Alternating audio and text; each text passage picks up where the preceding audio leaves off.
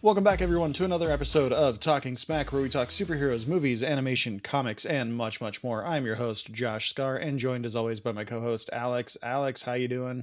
Doing fantastic. We've actually had 2 days of sunlight, and I see in the shadows, I think the far side of the room where there's not a whole light. Did you invite somebody on this episode? Oh yes, we are joined by the very handsome, the very bearded Matt. Matt, how you doing? I'm doing good, standing here in the shadows, just waiting for my moment. You're in a very dark room this week. Actually, usually you can see around you, but today you've decided to just like shroud yourself in mystery. Well, I want you guys to feel similarly to the listeners who must also just imagine me in a void of That's darkness. fair. Are you an international man of mystery? We can't tell where you are currently. I'm gonna I'm gonna choose to say I'm at least an unnational man of mystery and go no further than that. Decline to answer further. Oh man, Alex, why'd you have to bring up the sunlight? I'm so tired of the like 3 hours of sunlight we get per day right now, just because it's constantly overcast. The sun doesn't come up in my area until like 7:45. I get a little bit of sunlight coming in, and then it's gone by noon. I have a giant bay window to my left, and it is glorious between 7:45, where I get the reflection from like water in the street into my eye, and then as it fades, I get a slight headache, and then overcast to match my gloomy mood. So it's really nice right lately. I've had a sick baby for the last week, so I've not left Aww. my home in that period. So you guys are talking real luxury right now. Oh, you want to talk luxury? I took the garbage out this week in my shorts, and I felt fine. Like that in January, I'm not going to complain too much, other than the fact that we're killing the world, and that kind of sucks for us having kids and everything, and what we're leaving them. But for a brief moment, I was like, oh man, it's like 49 degrees, 50 degrees, and humid, and I'm in my shorts. This is nice. This is like that's the Midwest life right there. Is Yeah. mid mid 40s, low 50s, and you're just like, yeah, shorts weather. Yep. Flip flops Mm. time, baby. Oh yeah. All right. Well, we're going to talk 2024 preview this week. But before we get into that, we're going to hear over from our friends over at the I Hate It, Let's Watch It podcast. We'll be right back. Hi everyone, I'm Lisa. And I'm Dawn. And if you've ever watched a TV show and thought to yourself, oh my god, that season finale plot twist was absolutely bonkers, Or seen a movie and thought, wow, I need to talk to somebody about this train wreck immediately. then we think you'll fit right in with our podcast, I Hate It, Let's Watch It. We watch TV shows like Riverdale and Emily in Paris. And movies like Deep Water, Killer Sofa, Rubber, and Deadly Illusions. And we give them the total rinsing they deserve. It's basically group therapy for movie masochists. So come check us out wherever you stream podcasts. What a cool ad. Why? Here's my suggestion. I'm sure you guys are great. If you hate it, don't watch it. Well, where's the content in that, Matt? What about I love it? Let's watch it. That's my show. I'm starting. Just you watching Star Trek? It's a Star Trek watch along with Matt. Yeah. Oh yeah. We're talking Star And Trek Leo? today. We're talking Star Trek today. Just you wait. I'm sure we are. We're going to talk video games, TV shows, movies, and a little bit of comics coming out in 2024. We're going to kick things off with TV shows. And basically, I'm just going to kind of run through notable things that have been announced that we know dates for. And then we'll kind of discuss other things that maybe I missed or that we're excited about, or things that I did mention that we're excited about or ambivalent about, but deserves talking about maybe. So kicking off with TV shows in January. Starting this week, we have the Echo series coming to Hulu. We have Ted coming this week to Peacock. And then in February, we've got the long-awaited Donald Glover, Mr. and Mrs. Smith show coming to Prime. Halo is somehow getting a season 2 on Paramount Plus. This one's just for me and Alex. I think we're the only two people that watch it. Ghosts is coming back to CBS. Yay! February 15th. This is one I'm debating doing an episode on, but it's notable. It's the live action Avatar: The Last Airbender coming to Netflix. I didn't notice anything notable in March, so in April we have Fallout coming to Prime, and then that's all I have, because obviously we have Sweeps that needs to get announced for all the fall premieres and everything else that gets canceled. Before we start too much, I need to ask a question, because I know it's one of you cowards, one of you monsters.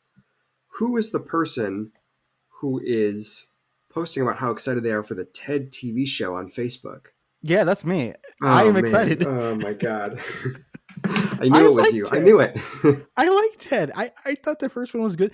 The second one, for what that he was forced into, was fine. The Beetlejuice bit is funny, in my Yeah. opinion. I'm just Yeah. giving you shit. I saw that on my Facebook and I was like, really? That? Love what you love. Love what you love. Well, okay, so part of it is when Seth MacFarlane is actually excited about a property, it can be interesting Sure. and engaging. So the first few seasons of Family Guy were good. Then we had the American Dad is actually, I think the last 10 years of American Dad is way superior than Family Guy has been the last 10 years. Yeah, I've heard good things about it. Yeah. Orville, once he settled in post episode like 3 or 4, once he found his groove of what he actually wanted to tell, the last season of Orville, was it New Horizons or whatever, was Mhm. amazing. So if this is his new baby passion project, wanting to, relive the 90s, since Lord knows he's relived the 80s plenty, okay, give it to me. Let's see Yeah, what sure, we can sure. do here. The Facebook doesn't speak for me. I'll just say that. Alex is the social media manager, so any complaints are directed towards Alex, even though I will probably be the one that reads the message. Thank you for protecting my sanity with that. The main thing I'll mention is because I'm me, we got to do a Star Trek check-in, a Star check. There you go. Star Trek Discovery is coming back for its final season in April, which I'm interested in. We've talked before. I think Discovery's a fine show, even if it's maybe in the lower tier of newer Star Trek shows. I've been curious to check it out just because, like, I know that's the one that introduced the Strange New Worlds team. So I've been curious to go back because I know a lot of it was kind of hated on by some people for a while because it was the Star Trek that swore. Right. And it was trying to be a little more edgy, but I've heard it's settled down. It's an interesting show. I will be interested to see how people feel about it in like 5 or 10 years, just because it's like, people hated TNG when it started too. People hated DS9. I don't think Discovery's as good as those, obviously, but I'll be curious to see when people reappraise it. But I think even if it isn't always like the most Star Trekking, I enjoy it. It's still good. I'm interested to see how they wrap it up. But that's been, I think, the last season. The previous season was not. I think it ended at like 2021. So it's been a while since it's been gone. They've been waiting for this last season for a while. So I'm curious to see how it wraps up. And then we know at some point, we don't have a date for it yet, but Star Trek Prodigy, the second season, was picked up by Netflix after Paramount did its HBO thing and nuked it unceremoniously from the service. And Star Trek Prodigy, the first season, I feel like it was really underrated. It's a really great show. It's like Star Trek by way of like Clone Wars or Rebels, Star Wars, where it's sort of approaching, it's doing this sort of like kiddie. It's all ages accessible. Yeah, and then as it goes, it sort of deepens itself, and it's sort of a show that sort of teaches you what's cool about Star Trek in real time, with the assumption that like you're a kid who doesn't know what Star Trek is. So it starts out with like pretty standard kiddie fare, and then as it goes, it's sort of introducing you to very Star Trek-y concepts and stories. So the first season is now on Netflix. If you haven't seen it, it's really cool. It's really great. So I'm looking forward to the second season. And then presumably at some point this year, we'll get the other shows, which are Lower Decks and Strange New Worlds. I assume Strange New Worlds will come back in 2025. Maybe we'll get Lower Decks just because animation is a different kind of animal. They tend to be they've tended to be once a year, although it's possible the strikes last year messed that up. It's too late to say. I think I would bet at least one, if not both, we will see a season this year, because usually Lower Decks has come back at the end of the summer. So we'll see. But I think there's lots of good Star Trek-y stuff if you like that. And there's my first of maybe several Star Treks. There you go. Alex, anything you're looking forward to on the TV side of things? Yeah, the final season of What We Do in the Shadows should be coming later this year. Yeah, they just announced it was the last season. Yeah, they picked it up for I think 4, 5, and 6 all at once, like one big go, like a few years back. It really sinks at its ending because it's still just, it's a solid show. Yes, the premise has kind of worn a bit the last 2 seasons, but there's just something glorious about those characters doing anything in that world. This Yeah. most recent season had one of my just astounding laugh out loud bits of them actually going outside thinking their house was being attacked because a water main broke nearby, and Yep. they're trying to like attack the city for turning on them, and it's completely working against them. Yep. It's just letting that core group just run at each other is just beautiful. And Yeah, which is what a good sitcom does. It's like a cool. You're just like exactly. hanging out with those characters. Exactly. Yeah. No, I mean every season does kind of like a little bit of a soft reboot of like no one's really learned anything. You know, we're kind of back to the same place we've always been, but there's so much heart in there. There's just a little bits of development of the characters and their situation that I wouldn't mind seeing it for a few more, but we're just getting one more. We're getting one more. I haven't seen the most, I think, 2 recent seasons of What We Do in the Shadows. The last one I saw was when Colin Robinson, quote unquote, dies, reborn as a baby Colin Robinson. I need to pick up on Yeah. that again, but I just kind of lost time. Yeah. It's all on But Hulu. one show that I completely spaced on because it wasn't on anything. I don't know if the production timeline has been changed at all or the schedule release has been changed, but Superman and Lois season 4 is Yep. supposed to happen Yeah. this year. So hopefully that still does its summer thing. Releases 10 episodes throughout the summer. 4th and final season. Yeah, season 3 ended on a cliffhanger, so we better get a damn resolution soon. I'm a little surprised because, it's been pretty clear. It's a show on CW about Superman and Lois and their family and all that stuff. It has been pretty clear for a while that CW doesn't really want to do like the DC shows anymore. They just started a lot. Some of them were long in the tooth, granted, but they within a couple of years, basically all of them ended. So I really was not expecting Superman and Lois, which I think is a pretty underrated, pretty solid Superman show, to get another season. And I'm curious to know how much like doing a cliffhanger as their season finale was them saying like, "Come on, you motherfuckers, give us one more." Well, I know that the production studio behind Superman and Lois is HBO, which is why it looks so much better than some of the other Arrowverse shows. Sure. But I don't know exactly why or how they have it released on the CW, other than the fact that it ties into some Arrowverse stuff loosely anymore. Yeah. But as far as like other TV shows, I'm really curious what Echo is going to be. I know they're dumping every episode, and that's kind of led a lot of people to think like, oh, Disney thinks this is shit, so it's going to be bad. But I've seen some people who have seen advanced copies of the pilot at the very least, and they've said it's surprisingly good.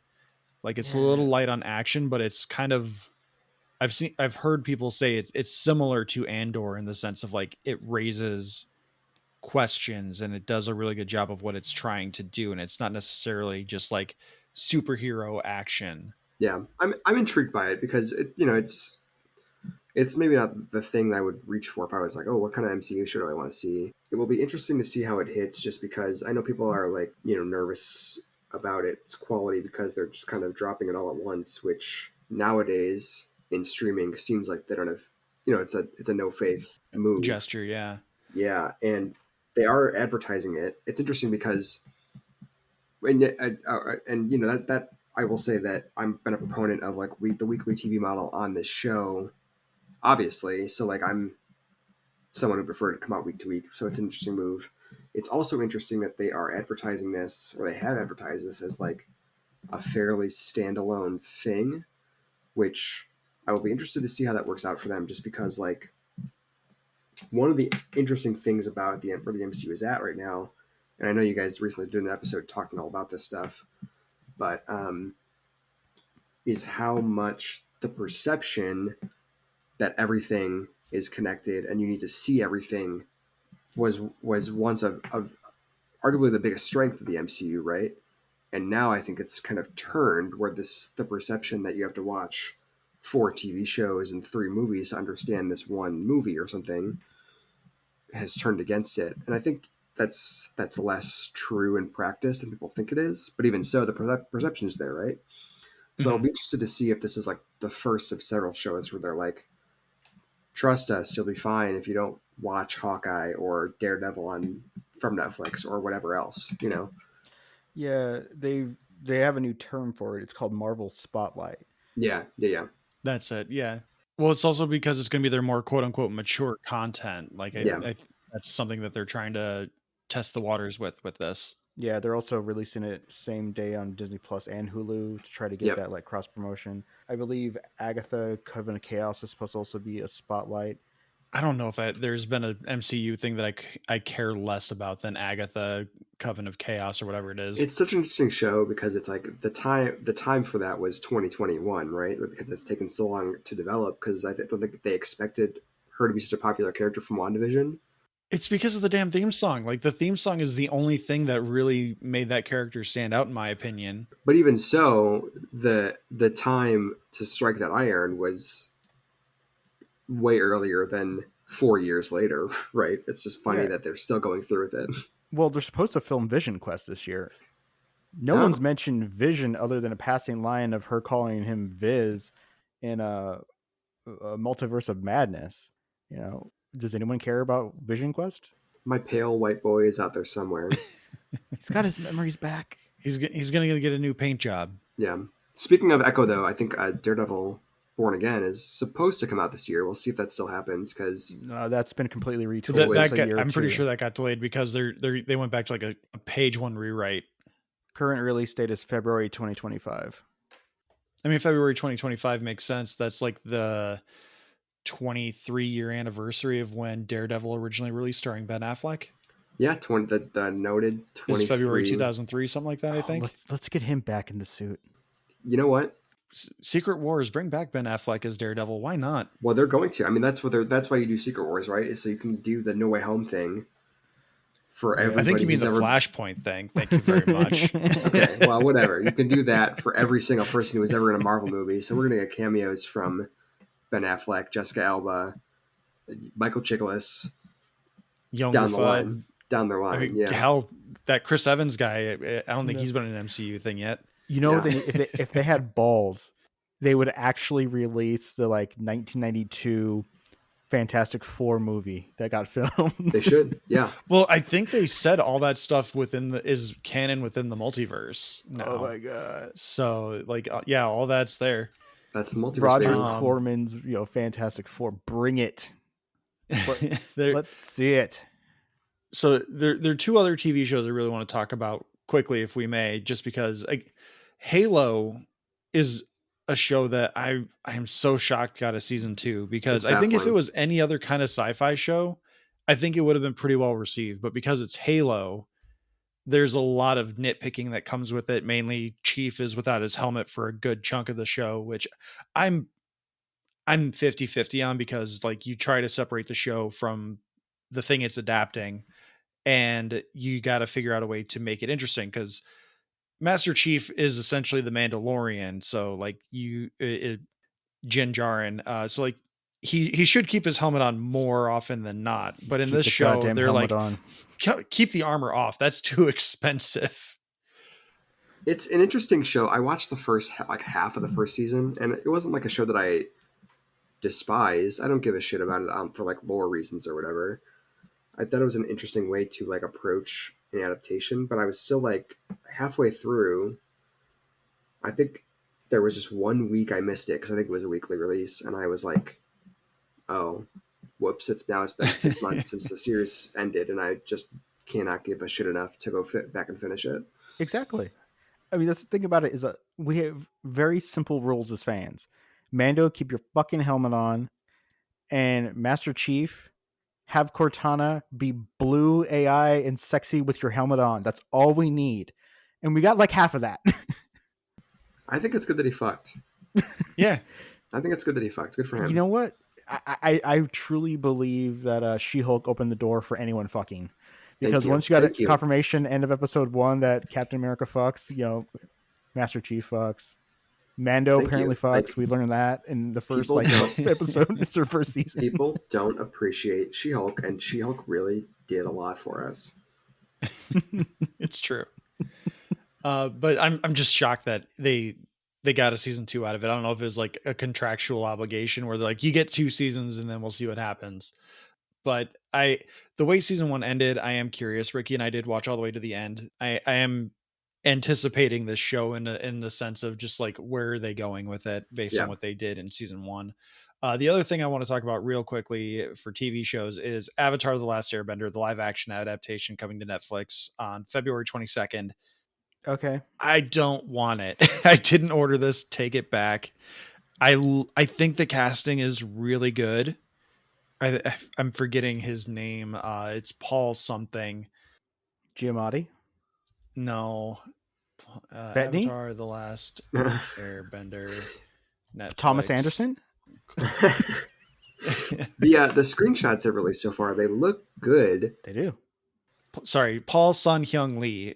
He's playing Uncle Iroh. You also would know him as the X-wing pilot that Mando is friends with. He's also Kim's Convenience is his big yeah, break. he's the dad from Kim's Convenience to make things a lot more simple. Okay. Really good dude. He's a good social media follow if you haven't followed him on social media at all. But like him as Uncle Iroh, and like as Matt was saying before I rudely interrupted, the cast looks great. The costuming looks great. I just don't need it. Yeah, I'm not sure that the we animated need this. series was fine. I mean, you know, I'm happy people are excited though. Like people do seem genuinely hyped for this. I don't know that I'm there. It doesn't mean I'm not going to watch it. I might check it out, but like, I'm happy you're happy. You know, I'm a little confused. Why is nobody in this show blue? Is this not a spinoff of Avatar? Ha, ha, ha, ha, ha. On that terrible joke, I will say that there is one show that I'm actually looking forward to. Amazon's Fallout coming out in April. Fallout, man, surprised the hell out of me that looks good as shit. Doesn't it look great? Wally Gogs don't miss. Well, yeah, Walton Goggins does not miss. Baby Billy's Bible Thumpers or whatever the fuck it was. I've never been the hugest Fallout like fanboy. I admit, for Bethesda, I have tried playing their games by accidentally picking up like the worst ones, like Elder Scrolls. I picked Oblivion to try to play, and they're like, "Oh, you picked the wrong one." I'm like, like, what's wrong with this thing? Well, you shouldn't have gotten on PS3, and that's the wonkiest, buggiest version. I'm like, okay, so I'm being punished for trying to enjoy something. Okay, thank you. And then I tried Fallout 76. Oh, well, yeah. Supposedly it's gotten better. So I'm gonna try the show. Yeah. Well, don't jinx us, man. Try not to. But yeah, I'm really surprised that it looks good. You know, it's one of those things where there's like a video game adaptations are like have been the gold rush for the last couple of years, right? So, you know, as we were just talking about with Halo, and you know, I think that the Mario movie, which was the big thing last year, was like, it was fine. It existed. It was like not offensive. It was vanilla ice cream. Yeah, so it's like, you know, it's so hard to know what you're going to get with this thing. Where is it going to actually be good, or is it just like it's happening because everybody is, you know, buying up IPs to fill out their streaming originals? And this is one that like, oh, actually does look, you know, for the brief glimpses we've gotten of it, actually looks pretty solid, and it's enough that I'm at least going to check it out. Yep.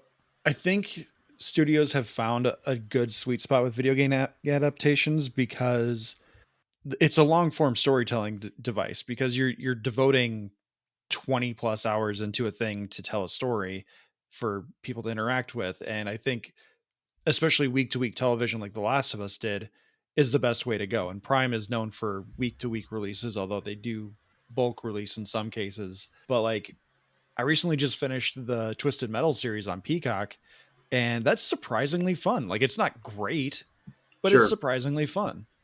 That's another one that's exactly what I'm talking about, though. Like where you see the Twisted Metal, they're making a Twisted Metal thing that has all these stars. You're like, what?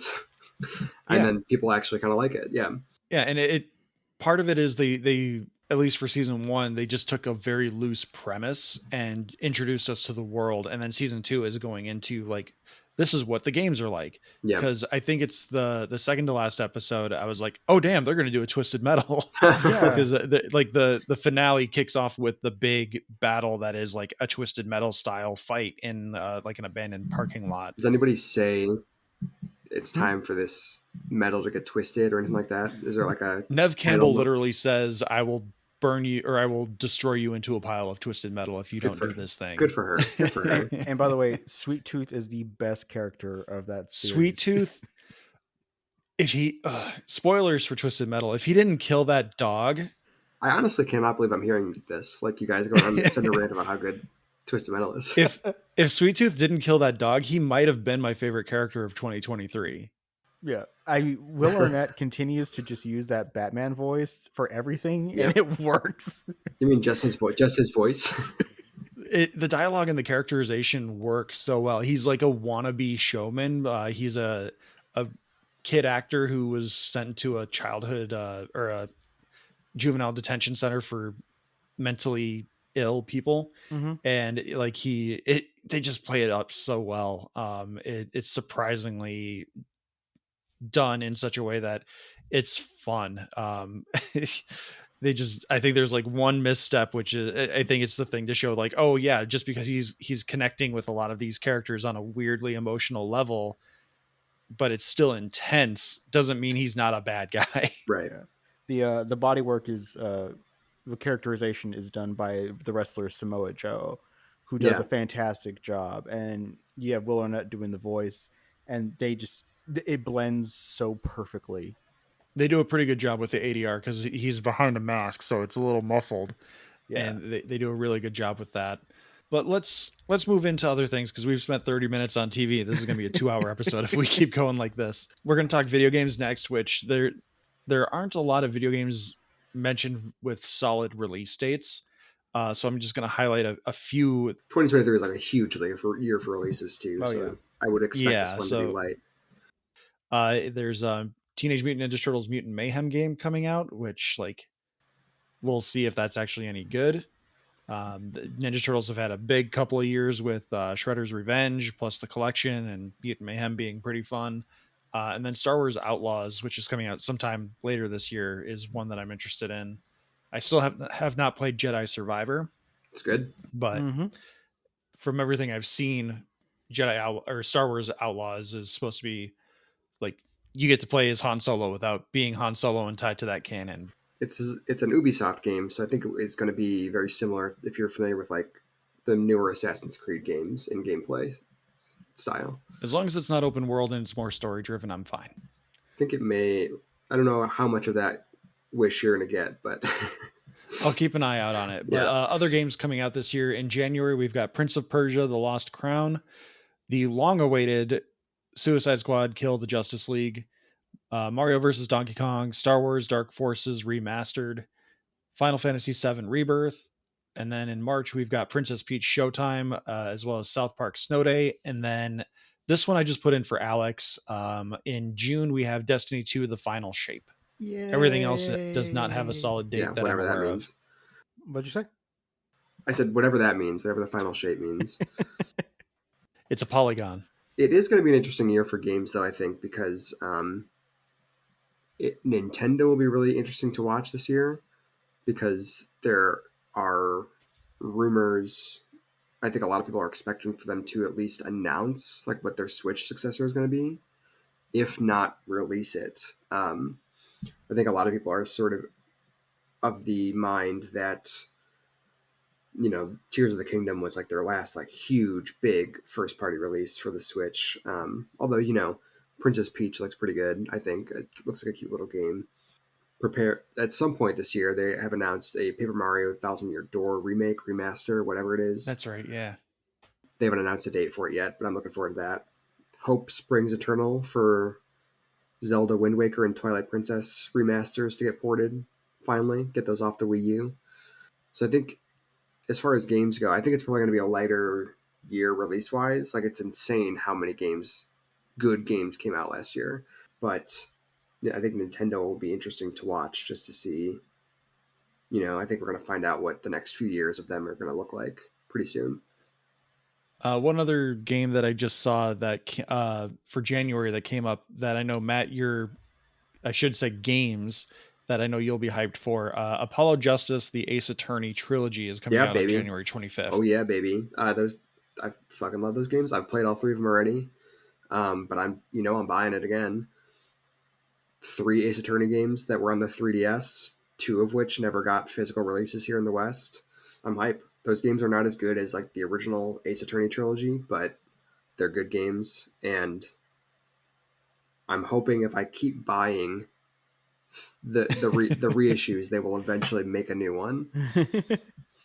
I'm excited. You know, we got the second part of the Final Fantasy VII remake. Final Fantasy VII, was it Rebirth?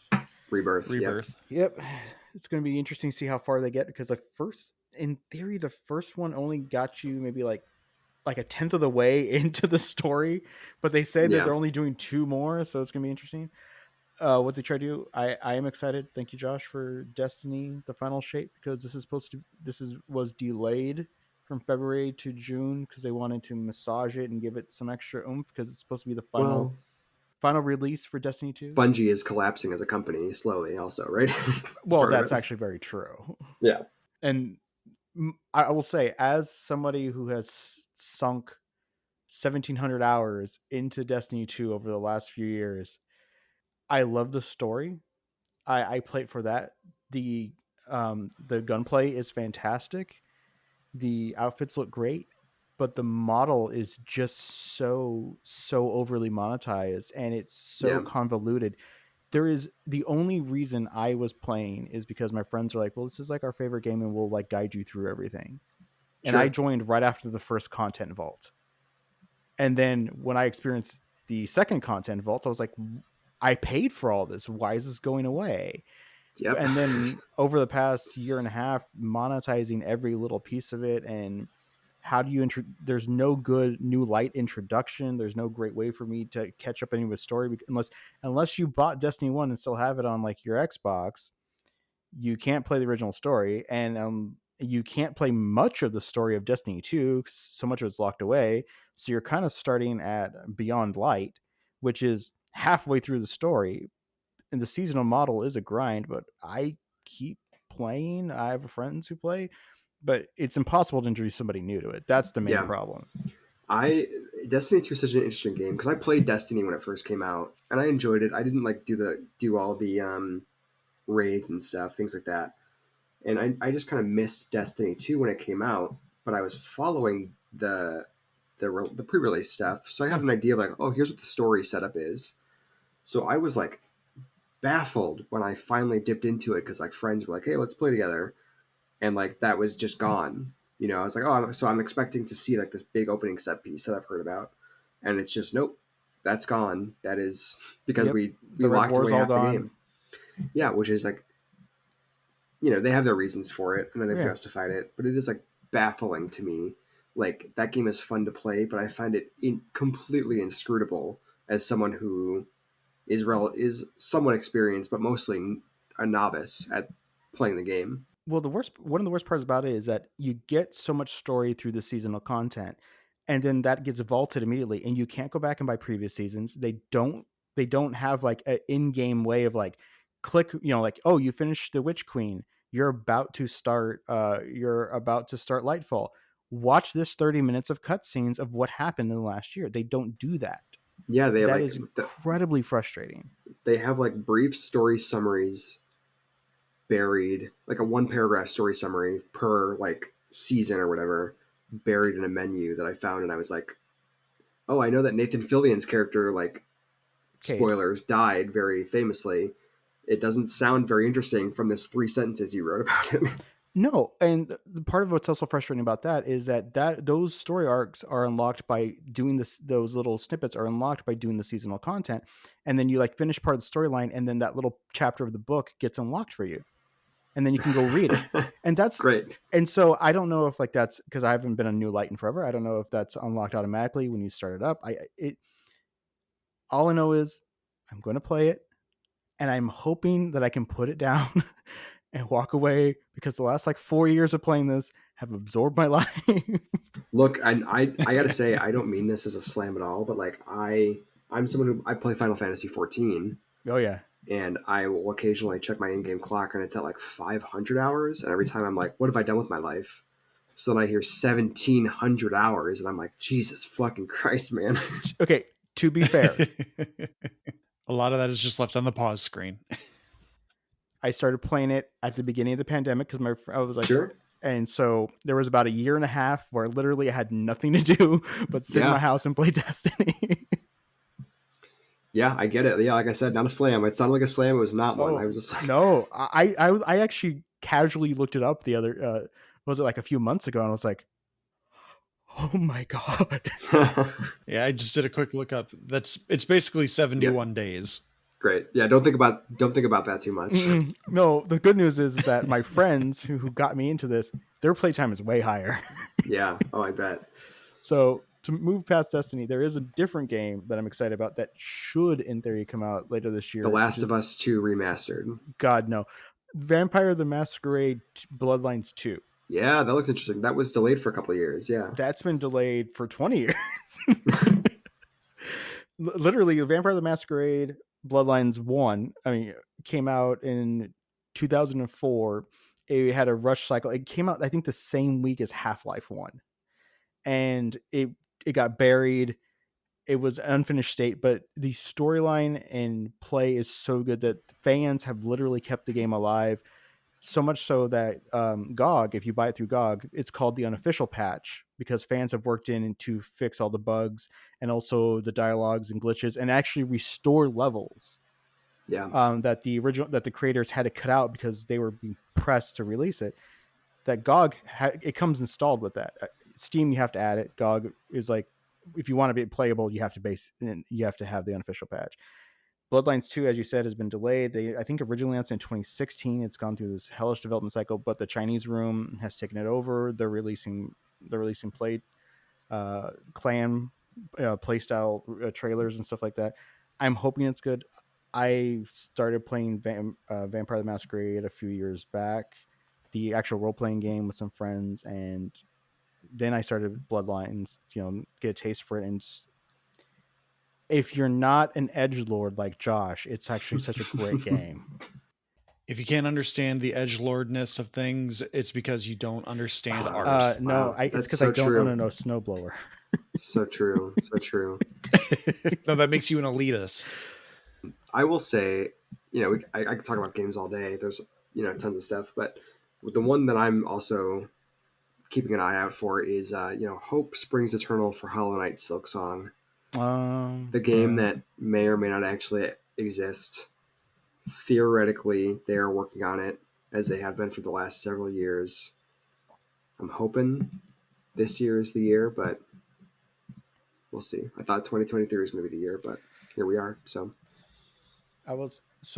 have either of you played Dragon's Dogma? No. Okay. Dragon's Dogma 2 is releasing in late March. Dragon's Dogma came out in 2012. Dogma heads are hyped for it. So I played Dragon's Dogma. I got it for like $10 in like 2016. It was Dragon's Dogma plus the expansion Dark Arisen. And I was like, okay, I like fantasy stuff.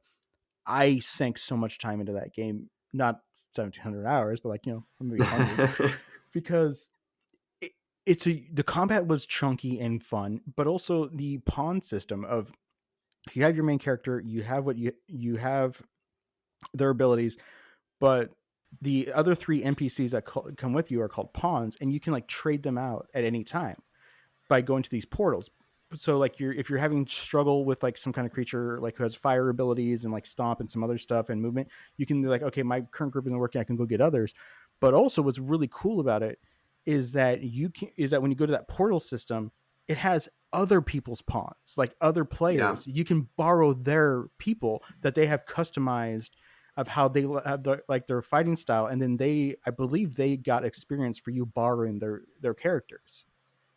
Yeah. And so that was really fun. The story was good. It was the weaving paths, the choices you make actually have impact. I remember accidentally insulting this one merchant in the dialogue system, and then towards the end of the game, I went and found her, and she apparently had the really good sword that I wanted to buy, but because I had insulted her, she wouldn't sell it to me, and I couldn't kill her to take it. So I looked it up. I'm like, but I want the sword. Its stats are so great. And it's like, well, if you pissed her off by not doing her quest line back in Act 1, she remembers. And it's like, and I can't get the sword. So I never got that damn weapon. But it's way fun. And they had an MMO for a little while, but it never left Japan and recently has closed. They put all their efforts into 2. 2 looks amazing. Yeah, people are hyped for it. Mm-hmm. I've never played it, but it's one of those ones that like smart people that I follow who talk about games love it enough that I'm always kind of been like, oh, maybe I should check that out because they really find something interesting in this game. Well, thank you for the compliment that I'm a smart person you follow. Yeah. Oh, totally. Yeah. Absolutely. Yeah. 1,700 hours. Totally.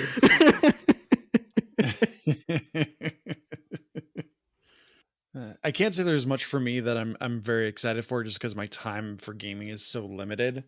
I am interested in Princess Peach Showtime. I wish I could say I was excited for Suicide Squad Kill the Justice League, but that game looks like it's just going to be a I'm complete mess. intrigued by it, but I'm not excited for it. Yeah. I'm interested to see how it turns out. Yeah, if it hits Games Pass, maybe I'll give it a try. But I'm playing a lot of 2023 stuff that I'm trying to catch up on this year. I've got to start Jedi Survivor. I'm hoping we get some Spider-Man 2 DLC. Like, I'm kind of shocked at how Insomniac has kind of just let the game sit for a while, because I remember with the first Spider-Man game, they didn't let like 60 days go by and then until they released like a bunch of free DLC suits and stuff. And like this one, it feels like they're just kind of letting the game settle for a while until they announce DLC pack. Then one thing I will say, I don't know how true this is, but one of the things that recently happened in the gaming space was a massive hack and data breach of Insomniac that sort of laid out their next like several years of plans, including like a third Spider-Man game, possibly a Venom game, details about that Wolverine game they're working on. One of the things that came out about that, and who knows, this stuff could all be plans that changed or whatever, is that they plan a bunch of smaller DLC updates for Spider-Man 2 over the course of 2024 that, again, are smaller, but they are free. So I don't know how true that is or like how story dense they are, but that is what I've heard about that to date. I forgot about the hack that happened, which like fuck those guys that did that, because hack better people, like worse people. I mean, yeah, there's medical debt and student loans. What are you guys doing? yeah, exactly. You want to help the world, do that. Like, just because you're a bunch of neck-bearded nerds that really need to know what's going on with the Wolverine game, You're like, going to get come us on. hacked. I disavow all this. I think you guys did a great job. I think you guys did great. Please don't hack me. I have a baby.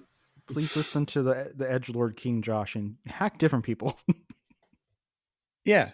So before we move on into movies, Matt, you had offered to, before we started recording, you had offered to mention a couple of comic events happening, which before we get into that, I did remember that Radiant Black is going to be wrapping up its dual storylines through this year. I believe it's going to wrap up in March, if not April, where the dueling timelines are going to reconverge at the end of the Cataclysm War. So I'm very excited for that. Yeah, that's been an interesting story where I admit that I'm a little ambivalent about two full-priced issues all in 1 month, but it's been interesting to see how they started out very similar, where like the first issues of that were like the same issue but with like slightly different scenes, right? Mm-hmm. And then they've branched out, exploring like, okay, this character would do this, but this character would do this, and how they branch. So I'm curious to see how they resolve and then how that sort of folds back into itself.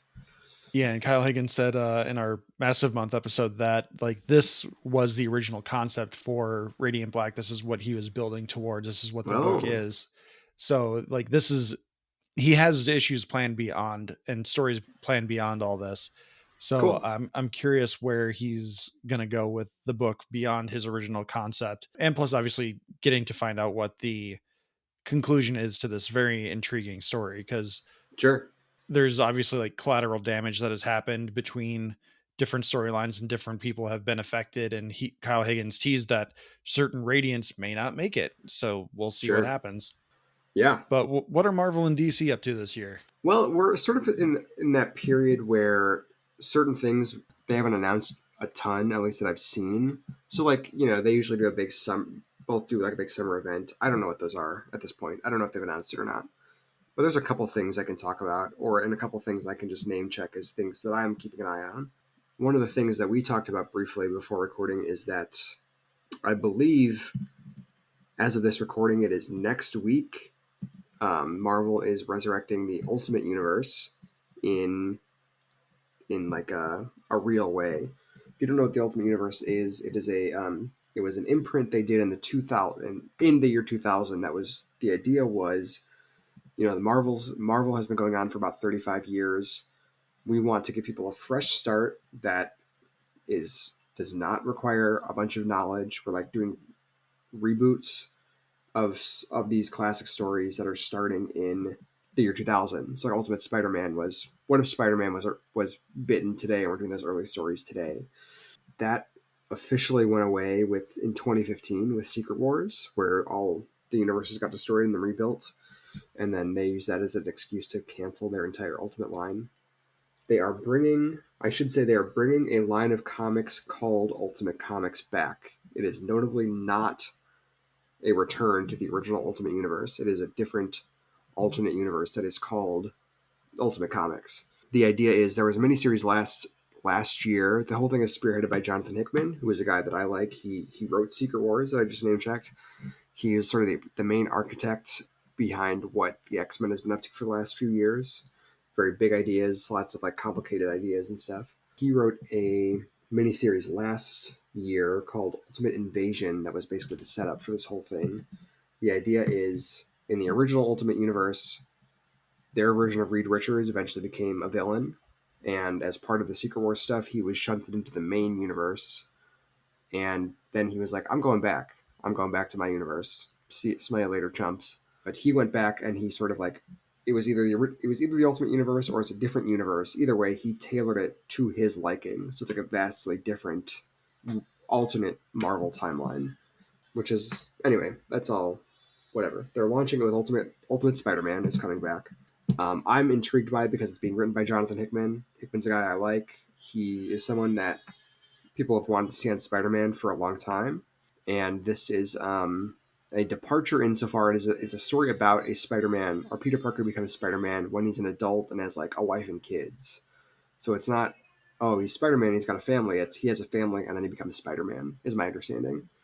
So I'm interested to see how that shakes out. A couple other books they have announced for that are Ultimate X-Men and Ultimate Black Panther. I don't know much about those. There's a couple other books they've announced that I'm forgetting right now, but that's maybe the biggest thing that I know about from Marvel at the moment. Although I mentioned X-Men, and something that's happening right now is they are in the process of winding down this sort of what they call the Krakoan era of X-Men, which is the thing that Jonathan Hickman started a few years back. So they're gearing up for a big relaunch of the line in July. They haven't really announced what it will be, except that it is some degree of a reset. So whether that's we're going back to basics and we're back at school, or we're doing some new status quo, I don't know. But X-Men is in for a big refresh. I don't know much that DC is doing at the moment, or for this year. Right now, they're in the middle of their big Titans-focused Beast World crossover, which is a thing where a bunch of people become animal men and women because of a weird Beast Boy thing, and it's it's fine. It's spinning out of the Titans book, which is like currently the big premier superhero team in the DC universe. The Justice League is on hiatus. Written by Tom Taylor, who is also writing Nightwing. That's pretty decent. So I'll be interested to see how that shakes out. Yeah, I'll be interested to see how that shakes out and if it has any like larger ramifications. Yeah, he seems to be planting seeds for a lot of stuff. Like he's got a new quote unquote trinity between I forget Wonder Woman's daughter, Damian Wayne's Batman, and Jonathan Kent as Superman. He seems to be planting seeds for some kind of long term or at least future and present kind of storyline. That's something to keep an eye on. Yeah, that is Trinity, who is a character I despise. I said the word. You don't like Trinity, really? No. She has been in one story so far, and like I don't say this lightly. I promise you, I don't say this lightly. When people say this, I roll my eyes. She is like what people mean when they like what shitheads mean when they say Ray is a Mary Sue. Like she has been in one story that I've read, and it is a story where she is like the coolest, quippiest, smartest character, and is like the leader of the Justice League, and John Kent and Damian Wayne can't stop talking about how cool she is. And I'm just like, Jesus Christ, man, you're really trying hard to get this one over. Okay. We'll see how it shakes out. But I read one story and I was like, Is that from the Wonder Woman 700 or whatever? Yeah, Like, yeah. okay. I know Tom Taylor wrote that story in particular because he's building towards that, I think, in his Superman book. If you listen to me on the show at all, you know I'm not a person who like is casually like, oh, a competent, cool woman, she sucks. But this was one where I was like, this is what that is. This is like the definition of that. Anyway, that's all beside the point. Growing up, when we were, I think when we were in, like freshmen in college, Matt, you famously to me said there are no bad characters, only bad writers. Except for Scar, he sucks. I don't know that I don't know how much I stand by that, but I will say if there's a good character in Trinity, I haven't seen it yet. So That's fair. She's got room to grow. Or sure, maybe yeah, absolutely, maybe yeah, they've got room to walk back some things on her. yeah. So I'll go off a couple other things that I'm like keeping an eye on that are mostly ongoing series that I think are good right now. Cy Spurrier and Mike Deodato are doing a Flash right now that I think is really solid. It's like really weird and trippy. Oh yeah, Jason Aaron is jumping on Action Comics this year, who is another writer who I Nice. associate with I associate with Marvel a lot, but I really like him. Yeah, he's the guy who did the Thor revitalization with Gore the God Yep. Butcher plus Yep. Jane Foster Thor. Yep. Both of which you can see in the hit movie Thor: Love and Thunder, the movie we all love. Yeah, and he's done runs on X-Men. He just wrapped a pretty sizable run on Avengers, so I'm really interested to see how that shakes out. Meanwhile, like Joshua Williamson is writing Superman, which has been really solid. I don't like all that guy's work, but Superman's been really good. Chip Zdarsky's on Batman. I like that book pretty well. Al Ewing is like fucking killing it on everything he's doing, especially Immortal Thor, which is like sort of a spiritual follow up to his run on Immortal Hulk, which was like the best Hulk book of the last like decade at least. You mentioned Radiant Black, I had that written down, but also IDW Star Trek books, Star Trek in IDW Star Trek books, which are sort of like a semi-canonical like follow up to Deep Space Nine, are continue to be pretty solid. So I'm interested to see how those shake out, Star Trek and Star Trek Defiant. So yeah, comics are cool. Comics are great. I know Alex is reading Something Is Killing the Children. That's another indie Ooh, comic. That's I've heard good one things that I've about been that. meaning to pick up.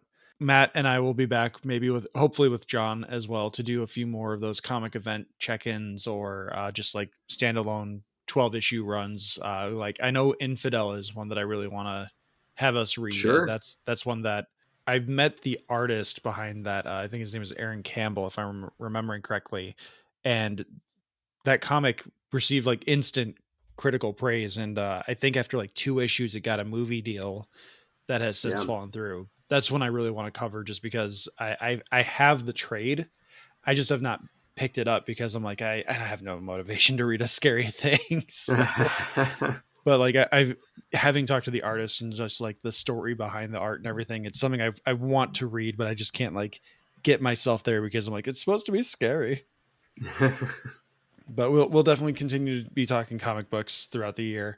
But let's jump into movies and get out of here because this year, despite not having a whole lot of superhero stuff, is still pretty packed. January is pretty light, although there are a few notable movies coming out, that being the Mean Girls musical, which is just, again, continuously just poorly advertised because Hollywood is afraid of musicals. The Beekeeper, starring Jason Statham, and then ISS. That's one that I'm actually really interested in seeing. That's the one where like war breaks out between the US and Russia, but the entire movie takes place on the International Space Station, and it's about the two sides trying to gain control of the space station while a war is raging back on the planet.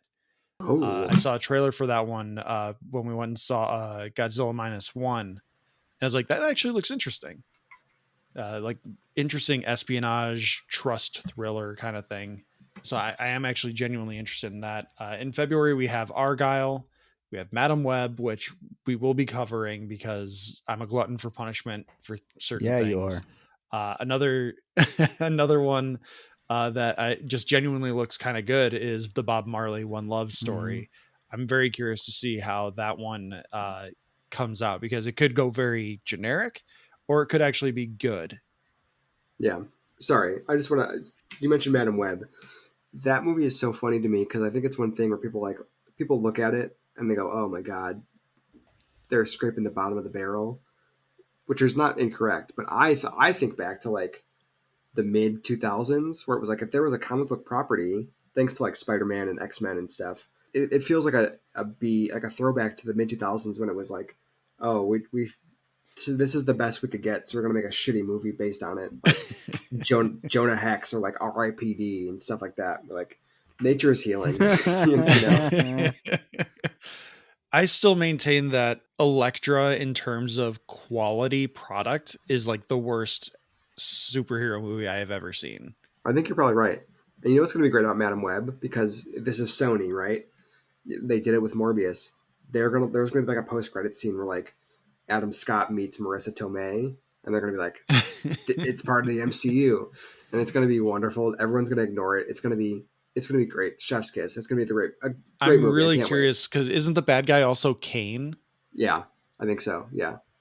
So they're just messing around with so much Spider-Man lore that makes no damn sense, but they're throwing it at the wall to see what works. Their confused fumble to try and tie it into the MCU, like that's so clumsy. You'd think it's like a junior on prom night, you know? So moving into March, we have Dune Part 2. Then we also have Kung Fu Panda 4, which I've admittedly never seen a Kung Fu Panda movie, but I know people are psyched for it. There's also Ghostbusters Frozen Empire. Yep. April, we have Godzilla X Kong. And then there's also Civil War, not Captain America Civil War, just Civil War coming from A24. In May, we're completely missing out on superhero movies this year because of the strike, for the most part. Madam Web. Yeah. We have Imaginary Friend, or If, the Ryan Reynolds and John Krasinski movie, which looks super adorable. I'm very curious to see that one. Furiosa, the Mad Max Fury Road prequel, coming on May 24th. Kingdom of the Planet of the Apes coming out the same day, which I'm curious if something's not going to get bumped, because those two movies, that could be another Barbenheimer kind of thing, although they're probably fairly similar in tone. I think every studio is going to try and take the opportunity to recreate Barbenheimer, and it's going to fail every time. So I think those movies are staying. I think what we have here, because I'm looking at this release dates, we have Furiosa. Because there's also Garfield releasing that same day. It's going to be Mad Garfield of the Apes. There you go. Garfarosa Ape. Patent pending. You heard it here first on Talking Smacks. Exactly. Then in June, we have Ballerina, the John Wick spinoff. Inside Out 2. Another one that I'm actually genuinely kind of excited for. That's a horror movie, or at least a thriller. We have A Quiet Place Day 1. Then we have our superhero void filled by Deadpool 3. Oh boy. In July. Oh boy. And then in August, we have Borderlands, which is just, it feels like, hey, you know a bunch of these actors. Here's a brand that maybe a bunch of nerds know. Please come see our movie. We haven't seen anything on it, so I can't say much, but given what Borderlands is as a game, I think a movie is best suited for that style of action, but I have no interest in that movie. If it ends up being bad, I might go see it just for the podcast, so we can be like, that ties back on one of the things that we're talking about with the TV stuff, where that's a thing where, you know, it was a popular game property, so it got picked up in the gold rush, and I'm like, what is that? Like, what are you doing with that? Like, what could that possibly be? It's a nothing game. It's just a bunch of fetch quests. There's no real story to it. It's just the world. Yeah, there's fun to be had in those games. I like those games, but like, I'm not, for the most part, with some notable exceptions, I'm not there because of like the deep lore and the characters that I care about, you know. See, I'm wondering if for that movie we're going to be stuck with a Rogue One situation, because Eli Roth directed it, but they did some reshoots last year where he wasn't involved in, and Tim Miller, the director of the first Deadpool movie and Terminator Dark Fate, and also oversees Love, Death and Robots, Netflix's Love, Death and Robots, he oversaw the reshoots. Interesting. Yeah. So there's a big tone shift going on there too. Yeah. Potentially, yeah.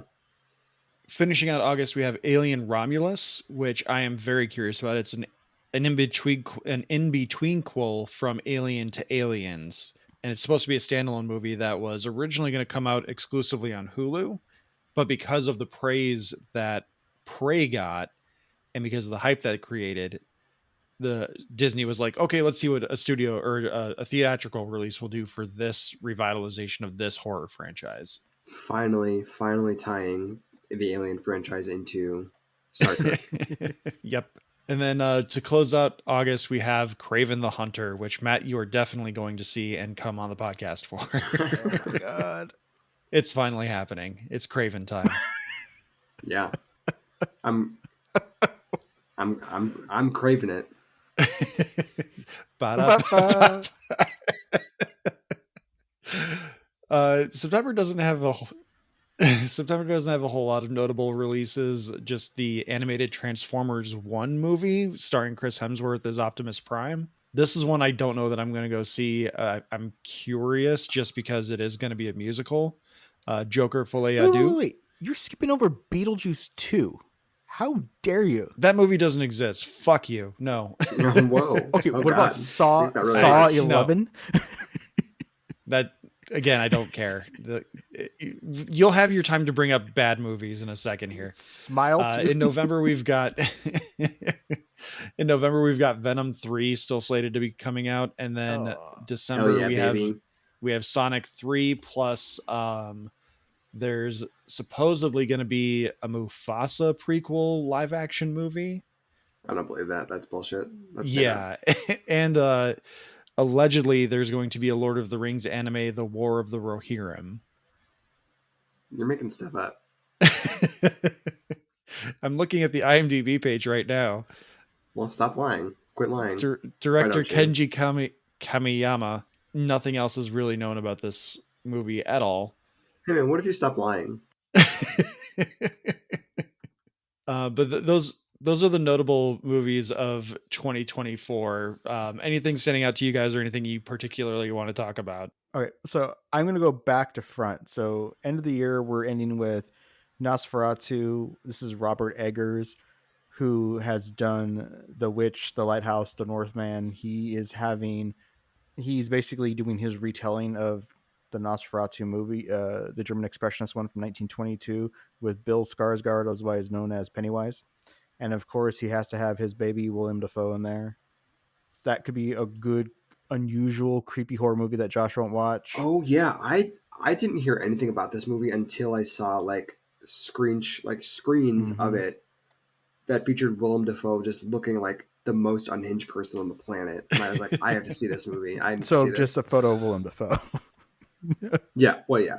I'm curious as to what they're going to do with Sonic the Hedgehog 3, because this is going to be the first one without Jim Carrey, and he made those first two movies. So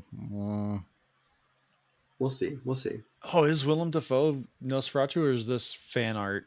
That looks like fan art. He's playing Shadow the Hedgehog. Bill Skarsgård is playing the Nosferatu. Okay. Oh yeah. I see Willem Dafoe here. Okay. The Ultimate Life form. He's holding like a can of oil or something, and he's burning the vampire coffin. Yeah, he's the Ultimate Life. He's the Ultimate Life form. He's a black hedgehog with red stripes. He has a gun. Yeah, he's got a Rocket gun. boots. November, we have Gladiator 2, which... Come on! No, that's Alex. Talk about liars. Come on, no. Really, the only things I'm really interested in is Deadpool right now. I'm intrigued by Deadpool just because, those first two movies I like them. I think they're pretty good. Yeah. I'm interested to see it's supposedly joining the MCU proper. I'm interested to see how they deal with that. And I think it's interesting, like I said, I know you guys MCU's talked about first this. officially R-rated movie as well. Yeah. Like I said, I know you guys talked about this in a recent episode, but I think it's interesting for a number of reasons. This is like not the first year without really much MCU presence, because 2020, they basically took off because of the pandemic. But I think it is like, whether it was the strikes, whether it is like intentional based on some of the recent issues they've been having, I think it is like maybe necessary for them to have like a quiet stretch to maybe see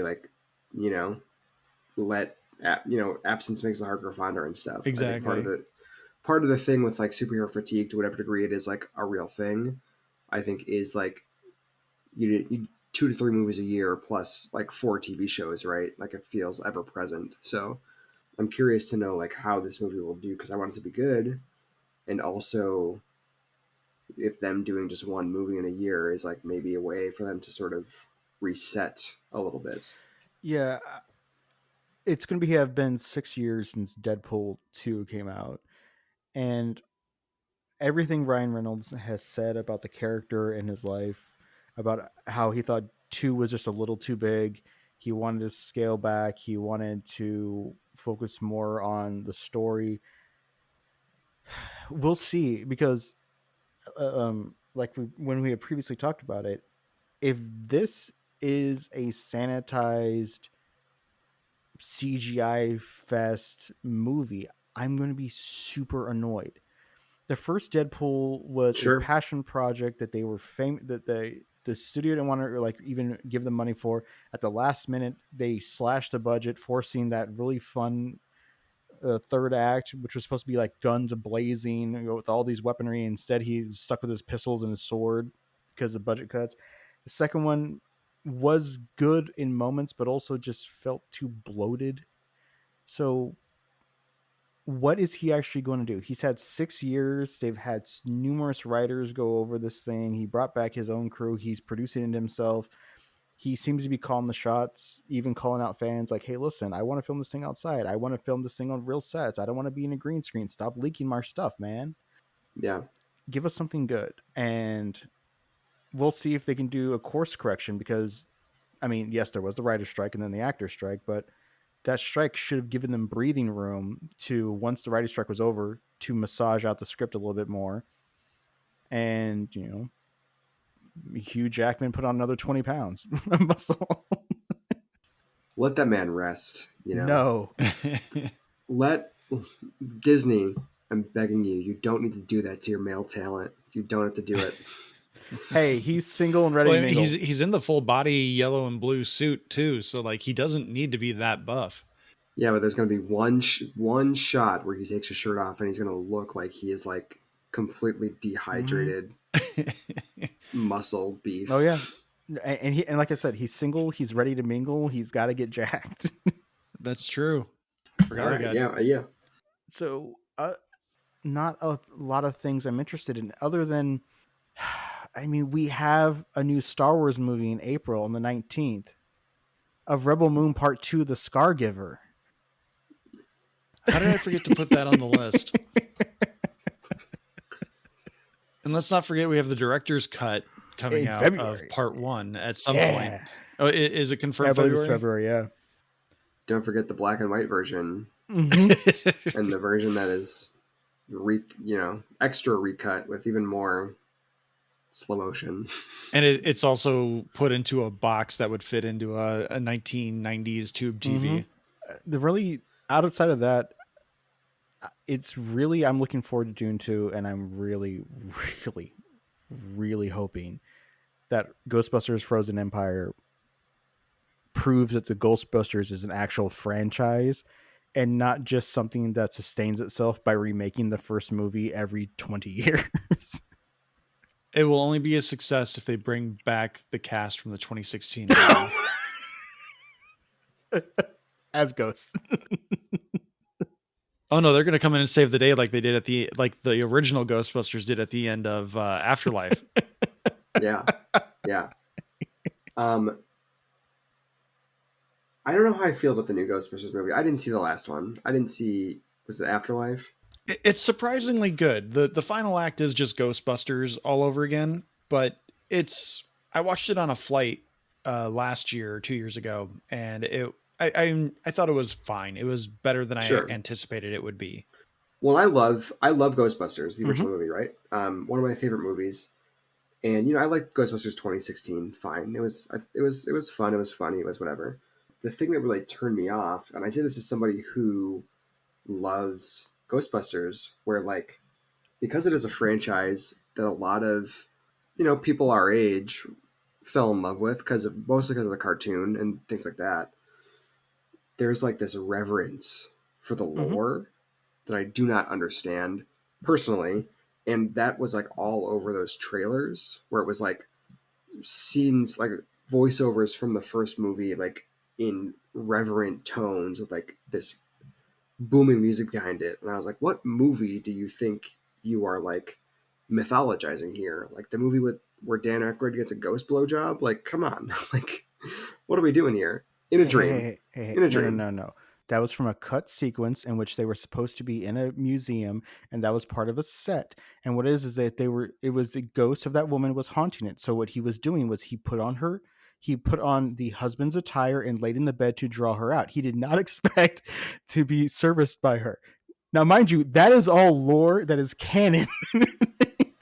And that is all true. I don't know if you're bullshitting me right now, but there is a sequence there is a sequence in Ghostbusters where Dan Aykroyd. That is actually the true story. There is a sequence in Ghostbusters. Dan Aykroyd Alex is knows asleep. this. Dan Aykroyd is asleep, and he's like sitting there, and here comes a ghost in his dream, and then his pants unbuckle, and he goes cross-eyed. I'm just saying that's a pretty clear implication. I don't care what. I'm just saying that's why she does it, is because she thought it was her husband. I'm not bullshitting you. That is actually the real story of that cut scene. But in the movie, he's having a dream. In the movie, he's about having it. a dream. Yes, because for some reason, someone said we're cutting out this entire sequence, and one of them said, "I don't know, man. We spent a lot of money on undoing your pants magically." Yeah, right. All that is to say, I don't know how much that comports with the actual movie that was made, but it really seemed to me that it was like going to be this sort of circle jerk about how cool and important Ghostbusters was. Are you talking Afterlife? So I never. Oh, okay. Yes, based on the trailers. So I just never saw it. So I'm glad people like it, but I'm also like, I would say it's more like The Force Awakens for Ghostbusters. okay. I think that's actually pretty apt comparison. It's The Force Awakens for Ghostbusters, because they even do the final act the same. Yeah. You don't have to sell. You don't have to sell the movie to me. That's like 2 years old. But the first time I watched it, I was actually a little startled by how callous the movie was towards the original cast. Actually, I was actually. No, okay, all right. I don't want to spoil it for you in case you do watch it, but even on several rewatches, because I love it. My wife and I love it. We'll watch 1, 2, and Afterlife like back to back sometimes. Ghost 2016 is for special occasions. That's for that's when they bust out the red wine.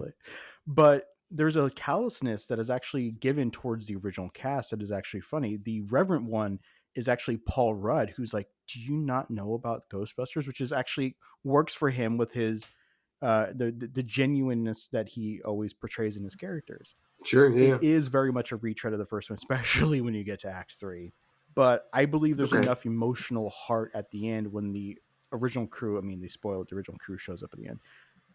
There's enough emotional heart with the resolution that I think it stands as a good successor, which is why I'm so concerned about this new one. Is, as you pointed out, for people of our generation, it's those movies and like 12 years of the animated series on Saturday morning.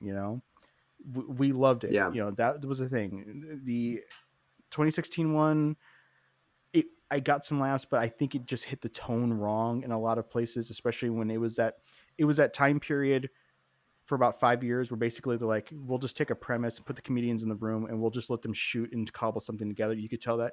How many times did they have to go back over and over to yelling at the delivery person over not having enough dumplings? There's that kind of stuff. Sure, yeah. But is Ghostbusters a franchise, or is Ghostbusters just some lore tied to 4 specific characters? And that this movie will prove that out. Yeah, and to your point, like even Ghostbusters 2 is like almost beat for beat. I don't get why they did the that. original. And because at the Ghostbusters came out in 84, then you have, I think is 87 is when the animated series began, and then 89 is when the second one came out. Why did they start it off again with? The courthouse scene is fantastic. 2 in the box, ready to go. We be fast, they be slow, rent free. Why couldn't they have them be successful and out there? You can still do the slime story of something new. You can still, I love that scene of the ghost train. He's like, "Did you catch the number on it?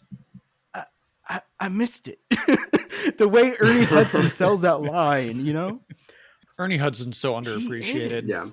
Well, and it's interesting because I wonder how much of that is the time. Because like there was a long time where, you'd see a movie and it was good, they'd make a sequel, and it's like, oh, it's never as good. It's just the same movie again. Airplane 2. So it's like where you're just like you're cashing in on the name more than you're like interested in making a fresh movie. It was like what's the sequel reputation for a long, long time. The entire Police Academy series. How many times do they have to go to school? Right. You know? To the point of it, 22 Jump Street satirized that perfectly with the whole like, we have to do the same movie, but we're doing it again. So that's what I'm excited for. Anyway, I got us off track for Frozen Winter. What is it? Frozen Sorry, Empire. Matt, are there any movies you're excited about? Because I think Matt's excited for his trifecta of Sony superhero movies. We've got Madam Web, Craven, and Venom this year. How the hell did that happen? The original Venom is one that I was like completely baffled was as fun as it is. And I didn't like the second one as much, but it was still an enjoyable watch.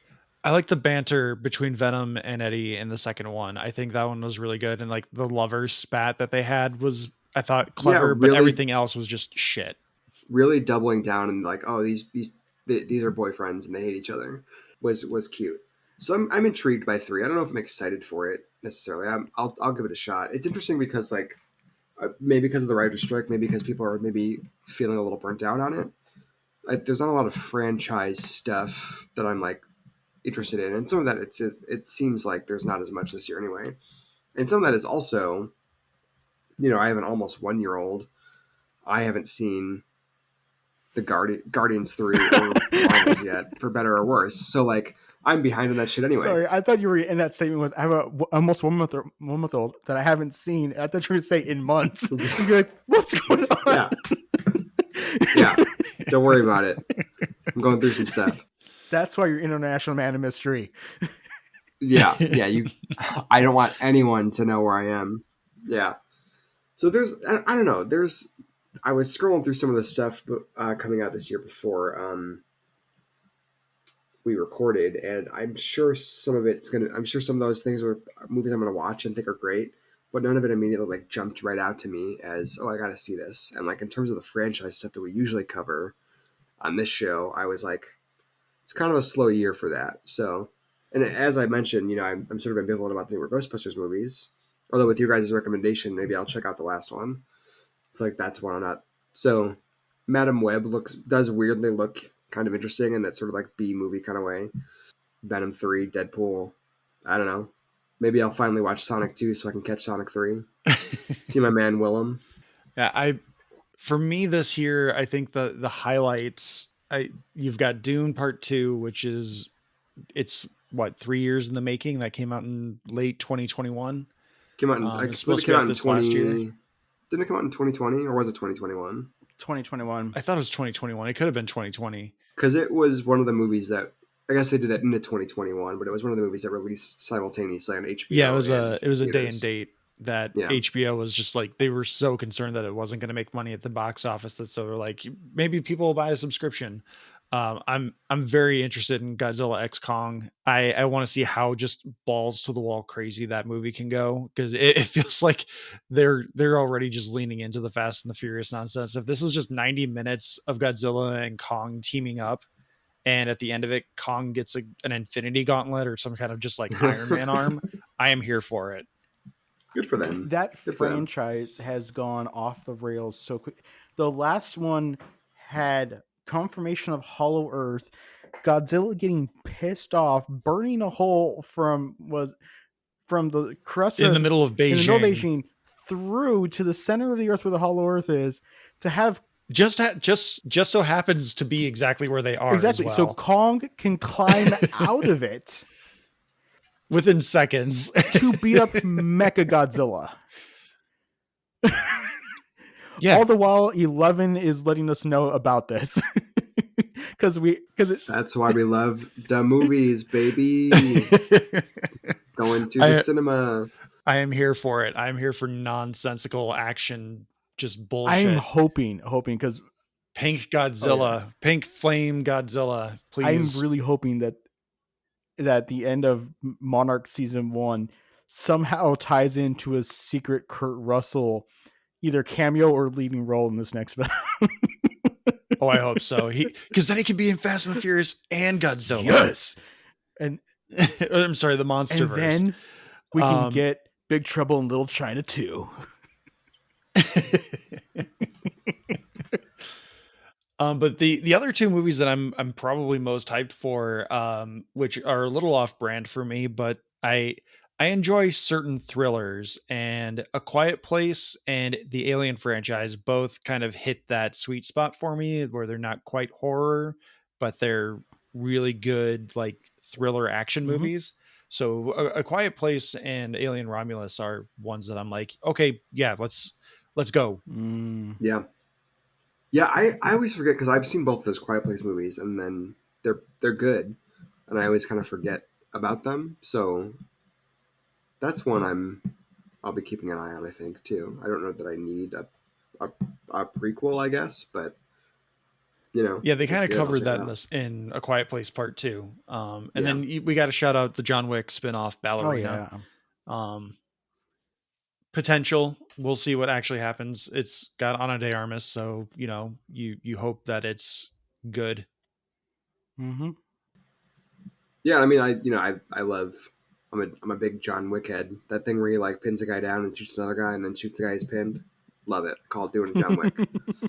Don't forget the time he shot that fat German that looked like Schmidt from New Girl, and the guy did not like flinch. Hey, the Yeah, John Wick franchise is fantastic. John Wick 3. John Wick 3. A lot of dogs biting balls. That's another highlight. Mhm. I went in to John Wick 3 and I was saying the same thing. I was like, I hope he does that thing where he pins a guy down and shoots the guy and then shoots the guy he's pinned. Does not happen that much in that movie, but it does happen a lot. Halle Berry's dogs like running up and biting guys in the crotch a lot in that movie. I'm sorry, but the top down sequence in John Wick 4 when they're like raiding through that apartment complex, that is super cool. Oh, I'm that is sorry. amazing. Oh yeah, Like that's just some fantastic cinematography right there. Oh yeah. No, that is fantastic. John Wick rules. John Wick rules. And what's even, I will say, almost amazing about it, referencing John Wick 3, is it is canon to Iron Chef, because you do have the Iron Chef master there that he fights in a sword fight, and that's important to me. Yeah. Yeah. Mhm. I'm cutting that because that's a shit line.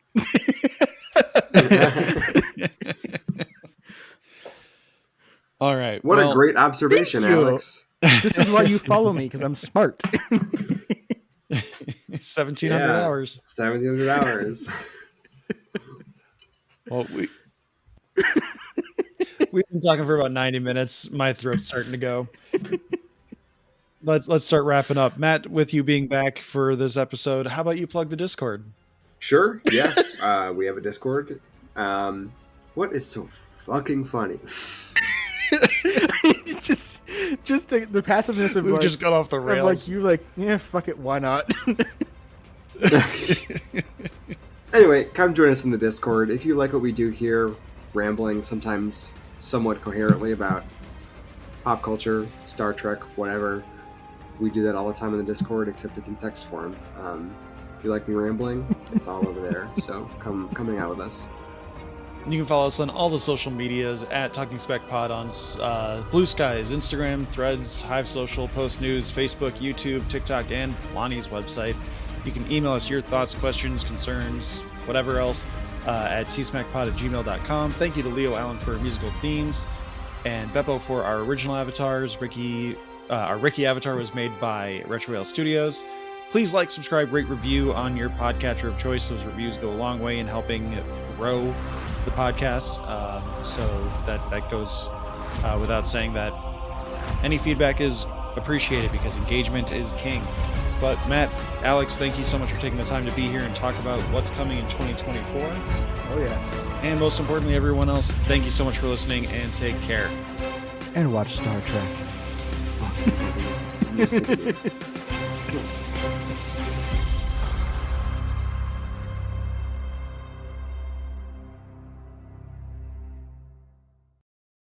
Who loves T-Smack? I love T-Smack. Is it true? Mm-hmm. I do, ooh. Rage! Rage!